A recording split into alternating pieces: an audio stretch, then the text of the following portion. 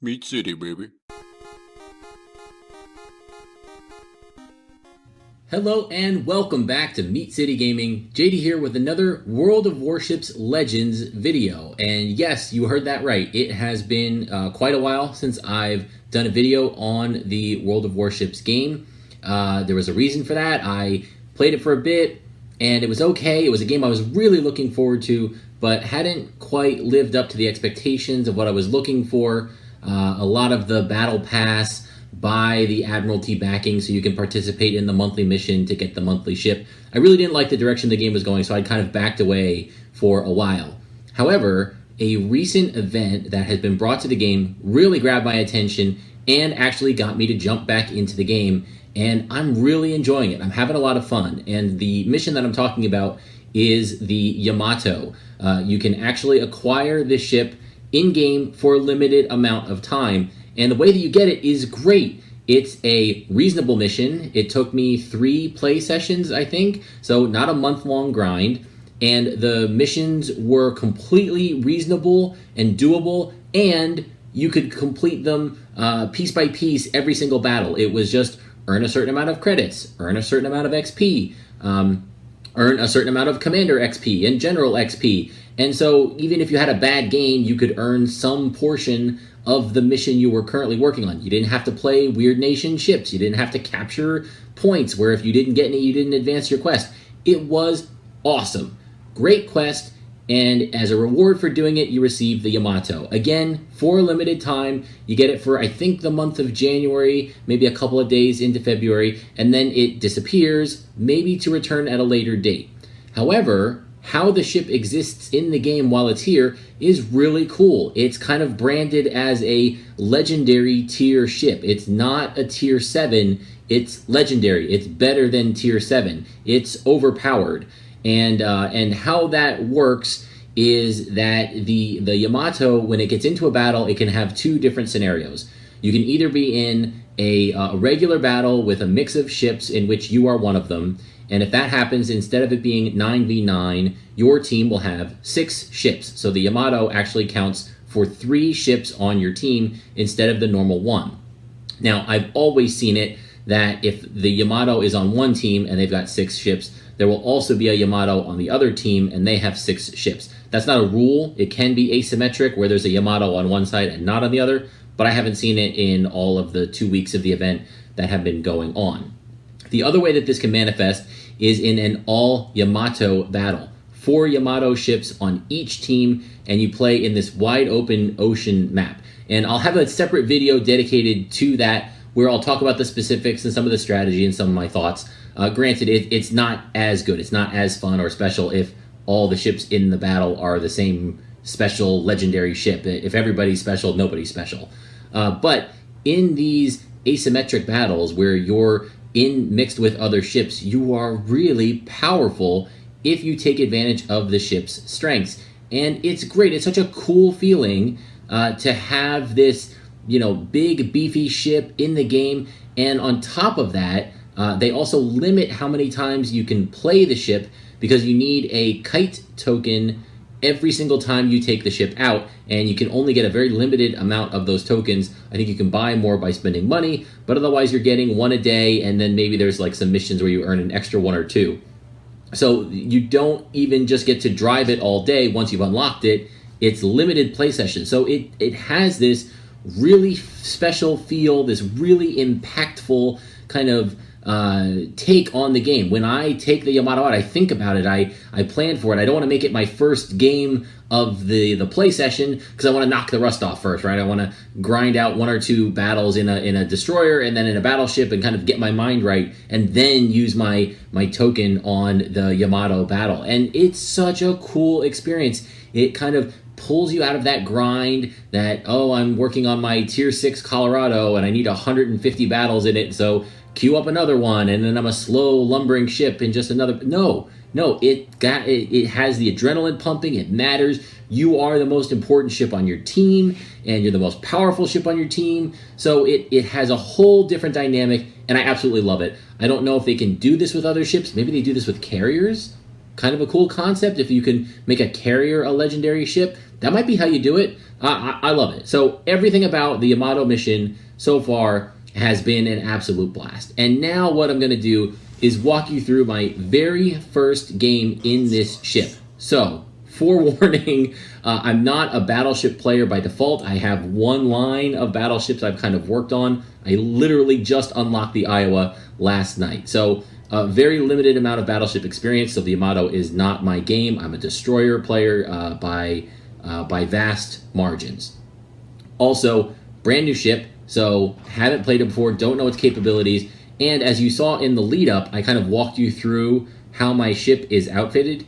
It's almost stock. I don't have a good commander on it. The skills that I'm using, the inspiration commanders that I'm using, all are garbage. I think I have one piece of equipment on the ship when it can carry, I don't know, 3, 4, 5.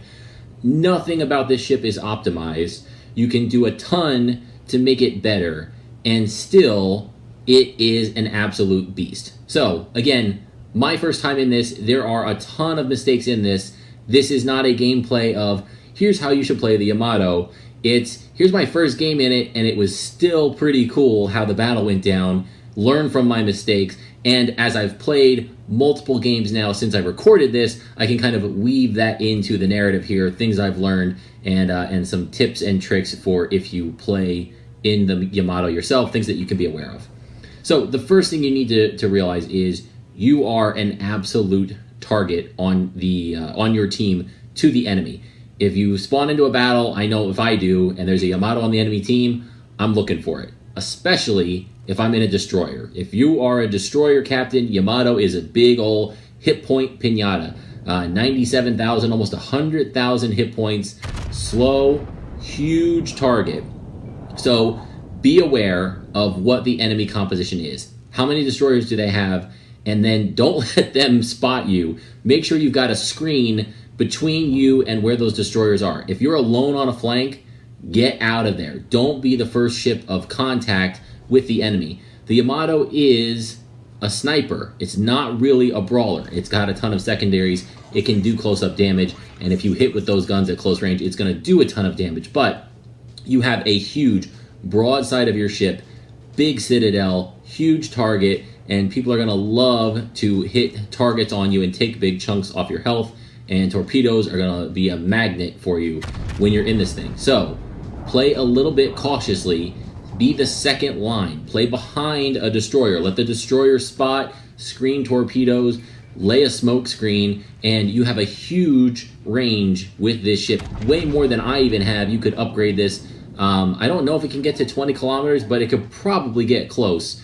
And so you can just fling shells from across the map, and other people aren't going to be able to. And the ship is big and lumbering and a bit slow, but for being the biggest battleship in the game, it doesn't feel like a rock. It can move and maneuver and get up to speed. So, feel free to use that. If you're at 20 kilometers, you can make a small course adjustment, and that's going to throw off somebody's aim that's aiming at you from 18 kilometers away. So that's the first lesson. Map awareness, team composition, your initial position. Don't go to the weak side of the map. Support the strong side. I suggest from the second row or the third row. You're a sniper, not a brawler, especially early on in the battle. But don't hide. Don't play too passively. And that's one of the big mistakes that I'm going to make here early on. So you can see the battle currently is one ship down on each side. Both a destroyer. Each side has one destroyer left. So keep that in mind. Their Yamato is up. So am I. I saw him early. He was going to my right. So I went to my left because our right side was very weak. I thought I would come to the left, support the rest of my team, the rest of my battleships, provide that extra firepower. We win this flank, and then we can push back to the right and take on their Yamato to clean up the game at the end. Unfortunately, I do play a bit passively. Again, first game in it, the last thing I wanted to do is like zero out and get immediately destroyed, get spotted.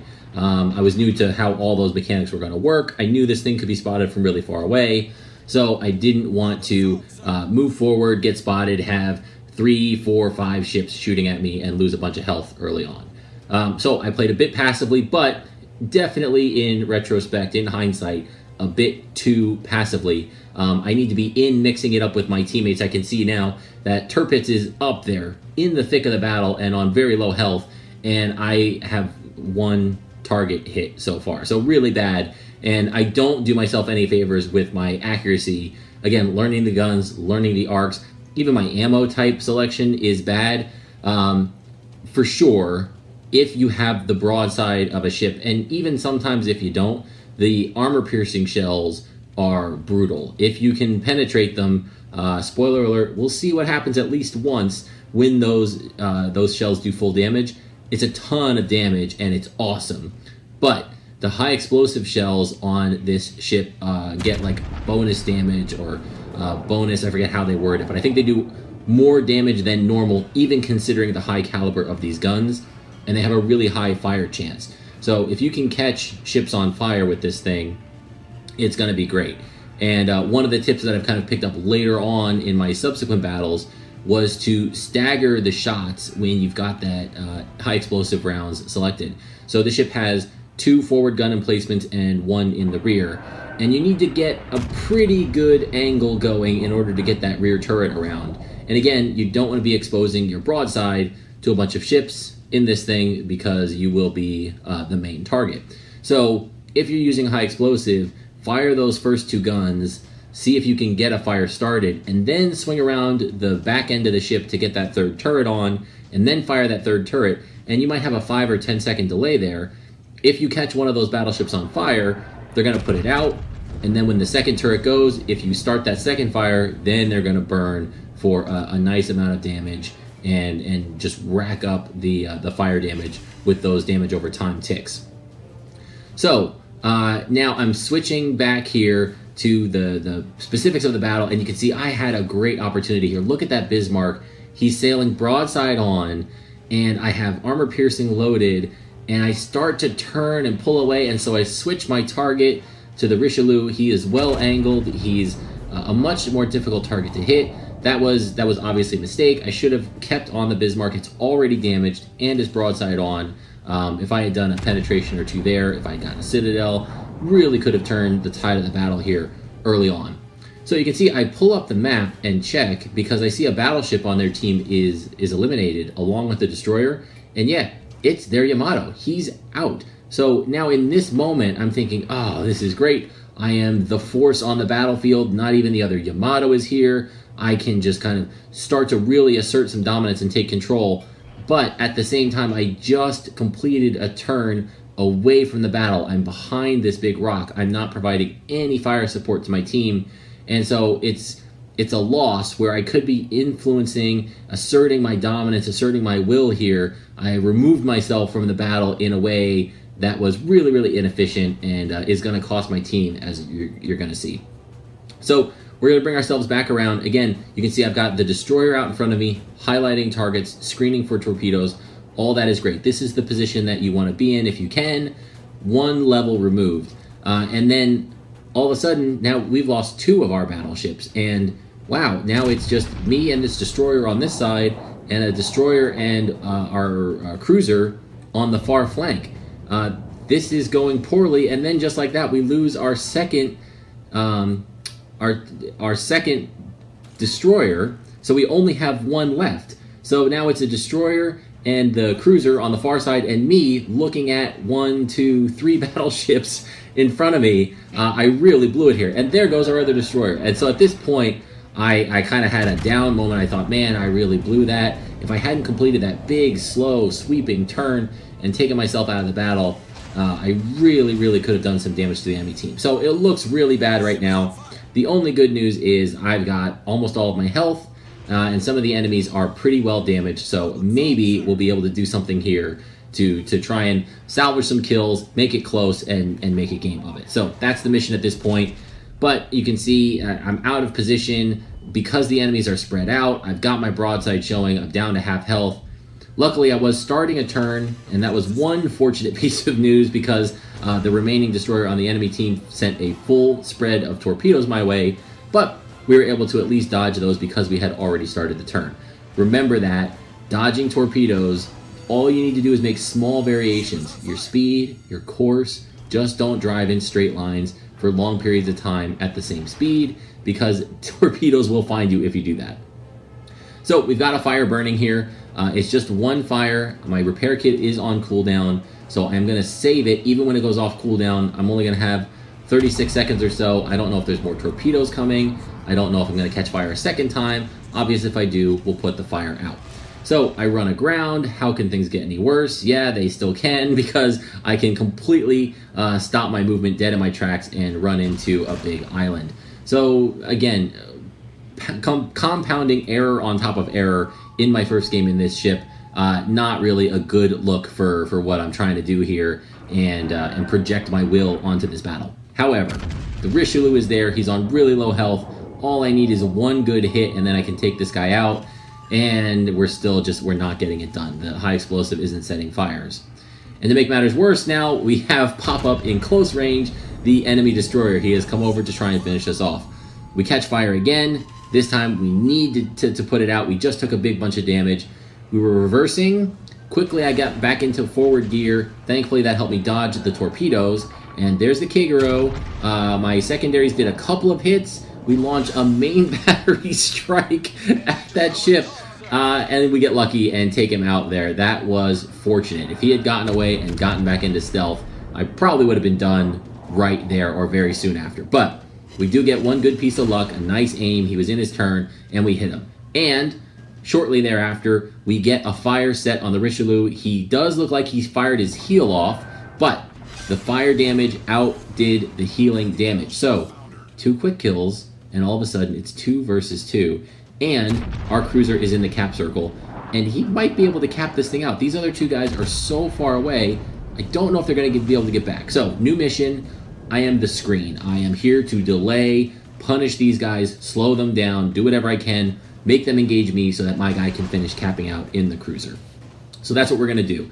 I noticed that the Amagi here is making a turn. I want to get in close. Now I want to brawl. Now I want to punch. I need to dish out damage, because if they set me on fire and wither me down, then I'm going to die. I've given up too many of my hit points at this point to stay in a sniper role, and both ships have firing lanes at me. So close the distance, try and do some big damage, and wow, that was a 48,000 hit point strike.